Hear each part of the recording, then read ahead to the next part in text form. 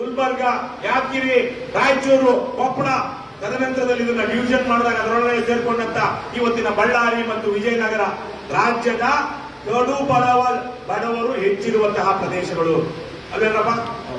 ಏನ್ರಣ್ಣ? ಯಾಕೆ ಹಿಂದುಳಿದಿದೆ ಅಂದ್ರೆ ಇಲ್ಲಿ ಶಿಕ್ಷಣ ಎಲ್ಲರಿಗೂ ಸರಿಯಾಗಿ ಸಿಗ್ತಾ ಇಲ್ಲ, ಆರೋಗ್ಯ ವ್ಯವಸ್ಥೆ ಇಲ್ಲ, ಭ್ರಷ್ಟಾಚಾರ. ನಿಮ್ಮ ಪೂರ್ವಿಕರು ಹೆಚ್ಚು ಕಮ್ಮಿ ಈಗಿರುವಂತವರು ಸಹ ಅವರಿಗೆ ಪ್ರಜಾಪ್ರಭುತ್ವದ ಮೂಲಭೂತ ತತ್ವಗಳು ಮತ್ತು ಆಶಯಗಳು ಗೊತ್ತಿಲ್ಲ. ಇವತ್ತಿಗೂ ಕರ್ನಾಟಕದಲ್ಲಿ ಅತ್ಯಂತ ಹೆಚ್ಚಿನ ಪಾಳೆಗಾರಿಕೆ ಮನೋಭಾವದ ರಾಜಕಾರಣಿಗಳಿರೋದು ಎಲ್ಲಿ? ಇದೇ ಕಲ್ಯಾಣ ಕರ್ನಾಟಕದಲ್ಲಿ. ಯಾರು ಮಾತಾಡ್ತಾ ಇಲ್ಲ. ಭ್ರಷ್ಟಾಚಾರ ಮುಕ್ತ ಕರ್ನಾಟಕ, ಬಸವಣ್ಣನ ಕಲ್ಯಾಣ ಕರ್ನಾಟಕ, ಕುವೆಂಪುರವರ ಸರ್ವೋದಯ ಕರ್ನಾಟಕ, ಕರ್ನಾಟಕ ರಾಷ್ಟ್ರ ಸಮಿತಿ ಪಕ್ಷಕ್ಕೆ, ಕೆಆರ್ಎಸ್ ಪಾರ್ಟಿಗೆ. ಕರ್ನಾಟಕ ರಾಷ್ಟ್ರ ಸಮಿತಿ ಪಕ್ಷದ ಅಧ್ಯಕ್ಷರಾಗಿರುವ ಸಿಎನ್ ದೀಪಕ್ ರವರೇ, ಯಾದಗಿರಿ ಜಿಲ್ಲಾ ಘಟಕದ ಅಧ್ಯಕ್ಷರಾಗಿರುವಂತಹ ಜಗನ್ನಾಥ್ ರವರೇ, ರಾಜ್ಯ ಪ್ರಧಾನ ಕಾರ್ಯದರ್ಶಿ ರಘುಪತಿ ಭಟ್ಟರೇ, ಹಾಗೆ ಈ ಕಲ್ಯಾಣ ಕರ್ನಾಟಕದ 7 ಜಿಲ್ಲೆಗಳ ಉಸ್ತುವಾರಿಗಳಾಗಿರುವಂತಹ ಕಾರ್ಯಾಧ್ಯಕ್ಷ ರಘು ಜಾಂಗರೆ ಅವರೇ, ಉಪಾಧ್ಯಕ್ಷರಾದ ಸೋಮಸುಂದರ್ ಅವರೇ, ಸಂಘಟನಾ ಕಾರ್ಯದರ್ಶಿಗಳಾದ ಆನಂದ್ ಮತ್ತು ದೀಪಕ್ ಅವರೇ ಮತ್ತು ವೇದಿಕೆ ಮೇಲಿರುವಂತಹ ಎಲ್ಲ ಗಣ್ಯರೇ ಹಾಗೂ ಕೆಆರ್ಎಸ್ ಪಕ್ಷದ ಕೆಆರ್ಎಸ್ ಪಕ್ಷದ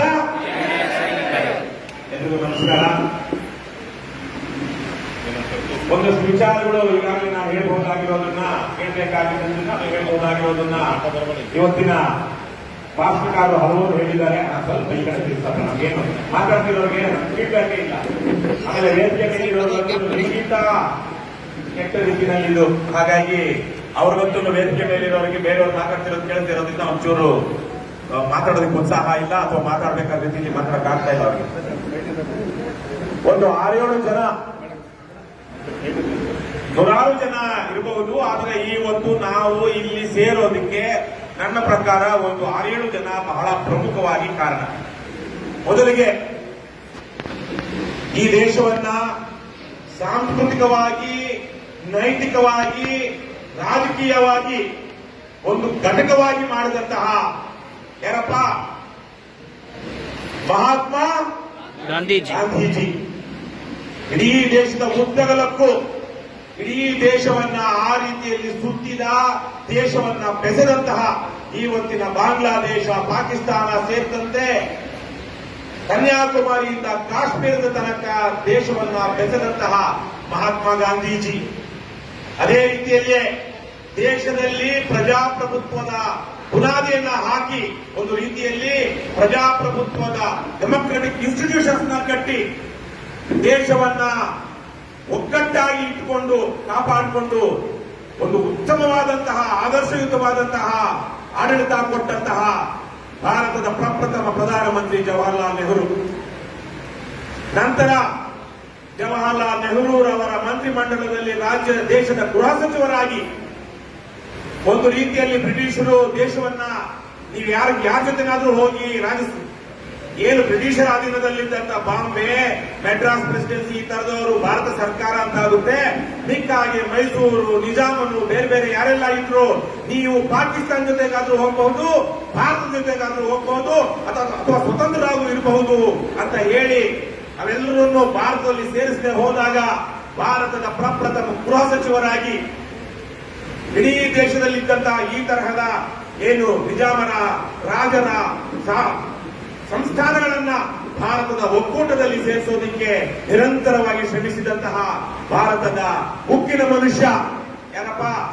ಸರ್ದಾರ್ ವಲ್ಲಭಭಾಯಿ ಪಟೇಲ್. ಅದಾದ ನಂತರ ದೇಶದಲ್ಲಿ ಏಕೀಕರಣವಾಗಬೇಕು, ಭಾಷಾವಾರು ಪ್ರಾಂತ್ಯಗಳಾಗಬೇಕು. ಅದಕ್ಕಿಂತ ಮೊದಲು ಭಾಷಾವಾರು ಪ್ರಾಂತ್ಯಗಳಾಗಬೇಕು, ಭಾಷೆಗಳ ಆಧಾರದ ಮೇಲೆ ರಾಜ್ಯಗಳನ್ನ ನಾವು ರೂಪಿಸಿಕೊಳ್ಳಬೇಕು ಅಂತ ನಿರಂತರವಾಗಿ ಹೋರಾಟ ಮಾಡಿದಂತಹ ಆಂಧ್ರದ ಪೊಟ್ಟಿ ಶ್ರೀರಾಮುಲು ಅವರ ಬಲಿದಾನದ ಕಾರಣದಿಂದಾಗಿ 1956ರಲ್ಲಿ ಭಾಷಾವಾರು ಪ್ರಾಂತ್ಯಗಳ ಏಕೀಕರಣವಾಗುತ್ತೆ. ಅದಕ್ಕಿಂತ ಇನ್ನೊಂದು ಸ್ವಲ್ಪ ಮುಂದೆ ಹೋಗ್ತೀನಿ ನಾನು. ಸರ್ದಾರ್ ವಲ್ಲಭಭಾಯಿ ಪಟೇಲರು ಹೈದರಾಬಾದಿಗೆ ಸೈನ್ಯವನ್ನು ನುಗ್ಗಿಸೋದಕ್ಕೆ ಮುಂಚೆನೆ ಈ ಹೈದರಾಬಾದ್ ನಿಜಾಮನ ಪ್ರಾಂತ್ಯದಲ್ಲಿ ಇಲ್ಲಿ ಬಾಂಬೆ ಕರ್ನಾಟಕ ಅಂತ ನಾವೇನ್ ಹೇಳ್ತೀವಿ, ಇವತ್ತು ಬಾಂಬೆ ಪ್ರೆಸಿಡೆನ್ಸಿಗೆ ಸೇರಿದಂತ ಸಿಂದಗಿಯಲ್ಲಿ ಹುಟ್ಟಿ ಈ ಗುಲ್ಬರ್ಗ ಅವಿಭಜಿತ ಗುಲ್ಬರ್ಗ ಜಿಲ್ಲೆಯಲ್ಲಿ ಶಿಕ್ಷಣವನ್ನ ಪಡೆದು ಇಡೀ ಇವತ್ತಿನ ತೆಲಂಗಾಣ, ಕರ್ನಾಟಕದ ಈ ಭಾಗ, ಮಹಾರಾಷ್ಟ್ರದ ಹೈದರಾಬಾದ್ ನಿಜಾಮನ ಭಾಗ, ಇಲ್ಲೆಲ್ಲ ಬಹಳ ದೊಡ್ಡ ಮಟ್ಟದ ನಾಯಕರಾಗಿ ರೂಪುಗೊಂಡು ಕಾಂಗ್ರೆಸ್ ಸಂಘಟನೆಯ ಮೂಲಕ ಇಲ್ಲಿ ಸ್ವಾತಂತ್ರ್ಯ ಹೋರಾಟವನ್ನು ರೂಪಿಸಿ ನಿಜಾಮನ ವಿರುದ್ಧವಾಗಿ, ಭಾರತಕ್ಕೆ ಸ್ವಾತಂತ್ರ್ಯ ಬಂದ ಮೇಲೆ ನಿಜಾಮನ ವಿರುದ್ಧವಾಗಿ ಬಹಳ ದೊಡ್ಡ ಮಟ್ಟದ ಜನಾಂದೋಲನವನ್ನ ರೂಪಿಸಿದಂತಹ ವೆಂಕಟೇಶ್ ಕೇಡ್ಗೀಕರ್ ಅಲಿಯಾಸ್ ರಮಾನಂದ ತೀರ್ಥರು. ಈ ಒಂದು 5-6 ಜನ ಇರಲಿಲ್ಲ ಅಂದ್ರೆ ನಾವಿವತ್ತಿಲ್ಲಿ ಸೇರ್ತಾ ಇರಲಿಲ್ಲ. ಭಾರತ ಈ ಹೊತ್ತಿನ ಒಂದು ಒಕ್ಕೂಟ ಅಥವಾ ಒಂದು ಭಾಗ ಏನಿದೆ ಅದು ಮಹಾತ್ಮ ಗಾಂಧೀಜಿ ಏನಿದೆ ಇರ್ತಾ ಇರಲಿಲ್ಲ. ನೆಹರು ಅವರಿಗಿಂತ ಬೇರೆ ರೀತಿಯವರು ಯಾರಾದ್ರೂ ಇದ್ದಿದ್ರೆ ಇವತ್ತು ಬಾಂಗ್ಲಾ ಮತ್ತು ಪಾಕಿಸ್ತಾನ ಏನಿದೆ ಆ ತರ ನಾವಿರ್ತಾ ಇದ್ವಿ. ಒಂದು ಪ್ರಜಾಪ್ರಭುತ್ವ ಸಂಸ್ಥೆಗಳು ಈ ದೇಶದಲ್ಲಿ ಕಟ್ಟಲ್ಪಡೋದಕ್ಕೆ ಮುಖ್ಯ ಕಾರಣ ನೆಹರು.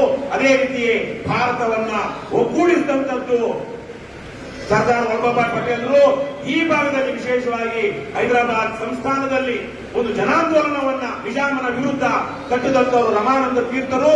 ಮತ್ತು ಈ ವಿಶೇಷವಾಗಿ 3 ಅವಿಭಜಿತ ಜಿಲ್ಲೆಗಳೇನಿತ್ತು, ಬೀದರು, ಕಲಬುರಗಿ ಮತ್ತು ರಾಯಚೂರು, ಇವತ್ತು ಯಾದಗಿರಿ ಮತ್ತು ಕೊಪ್ಪಳ ಸೇರಿದಂತೆ ಈ ಭಾಗಗಳು ಕರ್ನಾಟಕಕ್ಕೆ ಸೇರುವ ಹಾಗೆ 1956ರಲ್ಲಿ ಬಹಳ ಮುಖ್ಯ ಕಾರಣಗಳು. ಬಹಳ ಜನ ಏಕೀಕರಣ ಹೋರಾಟ ಮಾಡಿದ್ದಾರೆ.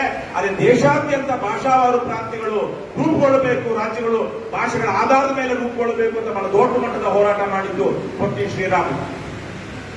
ಸೊ ಇವರೆಲ್ಲರ ತ್ಯಾಗ ಬಲಿದಾನಗಳ ಕಾರಣಕ್ಕಾಗಿ ಇವತ್ತು ನಾವು ಎಲ್ಲೆಲ್ಲಿಂದನೋ, ಬೆಂಗಳೂರಿಂದ, ಮೈಸೂರಿಂದ, ಕೋಲಾರದಿಂದ, ಶಿವಮೊಗ್ಗದಿಂದ, ರಾಜ್ಯದ 16 ಜಿಲ್ಲೆಗಳಿಂದ ಇವತ್ತು ನಾವು ಇಲ್ಲಿ ಯಾದಗಿರಿಗೆ ಬಂದಿದ್ದೇವೆ.